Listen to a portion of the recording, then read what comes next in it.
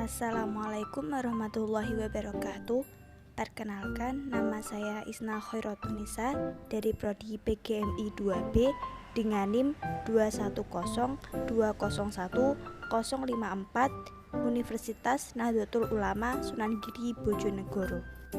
Halo teman-teman semua, hari ini kita akan belajar mengenai sistem pernapasan pada manusia. Teman-teman tahu nggak apa itu sistem pernapasan pada manusia?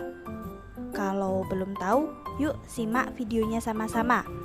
Jadi, proses pernapasan pada manusia adalah proses masuknya gas oksigen ke dalam tubuh dan diproses di dalam paru-paru.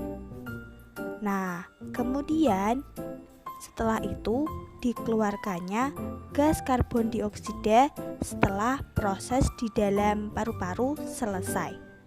Atau secara sederhana, proses pernapasan pada manusia adalah kegiatan menghirup oksigen atau O2 dan mengeluarkan udara yang mengandung karbon dioksida atau yang biasa disebut dengan CO2. Selanjutnya kita akan belajar mengenai alat-alat pernapasan yang ada pada manusia. Alat-alat pernapasan pada manusia dapat kita singkat dengan HI-TERU, yaitu Hi hidung, T tenggorokan, dan yang terakhir Ru paru-paru. Yang pertama, Hi hidung. Perjalanan udara memasuki paru-paru dimulai ketika udara melewati hidung. Di lubang hidung, udara disaring oleh rambut-rambut halus. Yang kedua yaitu T, tenggorokan. Setelah melewati rongga hidung, udara akan melewati tenggorokan sebelum menuju paru-paru. Di tenggorokan, udara melewati 3 saluran, yaitu faring, laring, dan trakea. Yang ketiga, Ru, paru-paru. Setelah di tenggorokan, udara akan menuju paru-paru. Namun, sebelum diproses di paru-paru, udara akan melewati saluran yang bercabang 2. Kedua cabang tersebut dinamakan bronkus.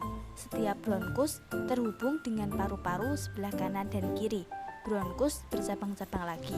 Cabang yang lebih kecil disebut dengan bronkeolus. Selanjutnya akan menuju alveolus. Alveolus berfungsi sebagai tempat pertukaran gas karbon dioksida dan uap air dengan oksigen. Setiap kita bernafas, udara segar yang mengandung oksigen masuk ke paru-paru. Kemudian, oksigen itu akan diedarkan ke seluruh tubuh melalui pembuluh darah.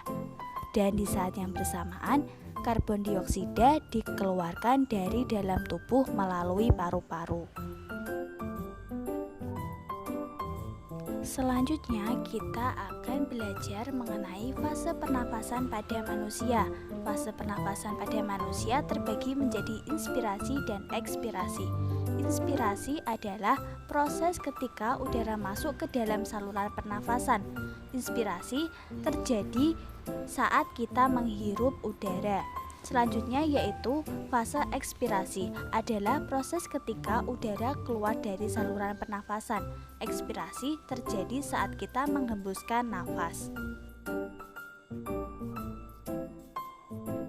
Selanjutnya kita akan belajar mengenai jenis pernafasan pada manusia.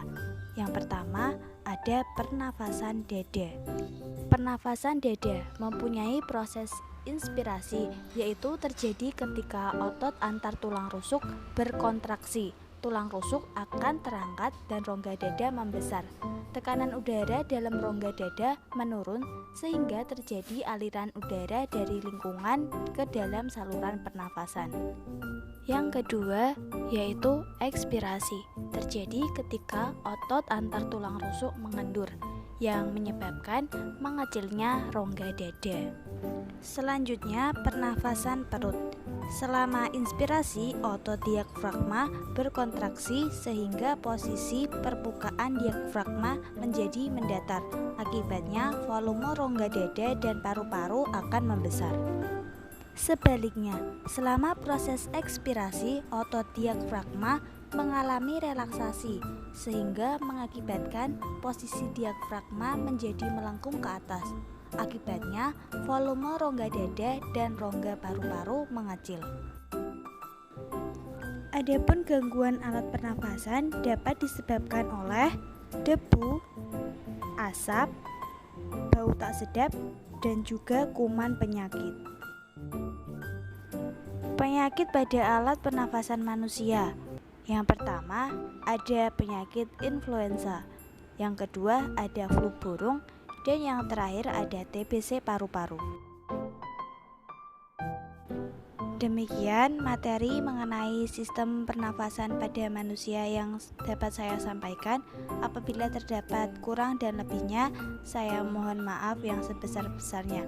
Semoga adanya video ini dapat bermanfaat bagi kita semua. Wassalamualaikum warahmatullahi wabarakatuh.